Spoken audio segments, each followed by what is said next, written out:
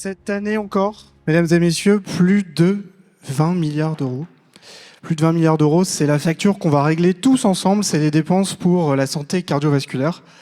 C'est à peu près 1 milliard supplémentaire tous les ans. Et c'est 5,5 millions de patients. Ça y est, on commence à faire des infarctus à 30 ans, c'est une réalité.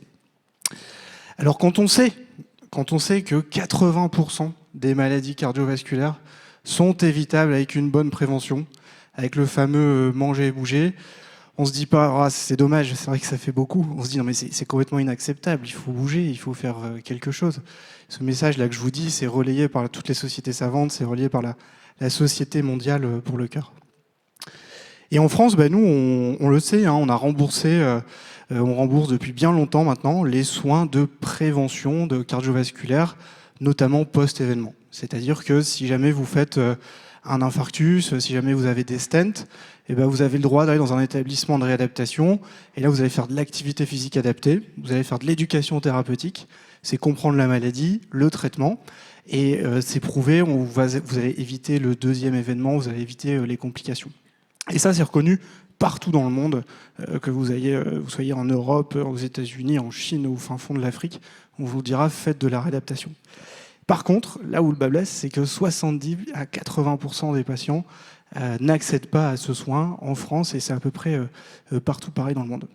Pourquoi ils n'y accèdent pas ? C'est tout simplement parce qu'il y a des défauts d'adressage, c'est tout simplement parce que des patients refusent, il faut se déplacer, c'est assez contraignant. C'est aussi tout simplement parce qu'il n'y a plus de place dans les établissements, il y a de moins en moins de médecins et il y a de plus en plus de patients malades. Et nous, en fait, avec des médecins, avec des cardiologues, avec des sociétés savantes, avec l'assurance maladie, avec les pouvoirs publics, on s'est dit on va résoudre ce problème et on va faire en sorte que le patient se réadapte, on va faire en sorte que le patient ait accès à un soin de prévention cardiovasculaire depuis son domicile. Et on a créé la première solution de prévention cardiovasculaire, la première solution de réadaptation utilisable depuis le domicile du patient. On est venu recréer un mini plateau de réadaptation, un mini plateau hospitalier au domicile du patient.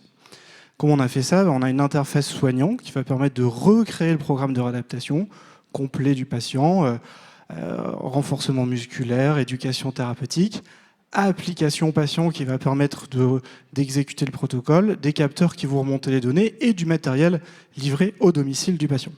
Et ça, c'est déployable à peu près dans n'importe quel contexte hospitalier, extra-hospitalier.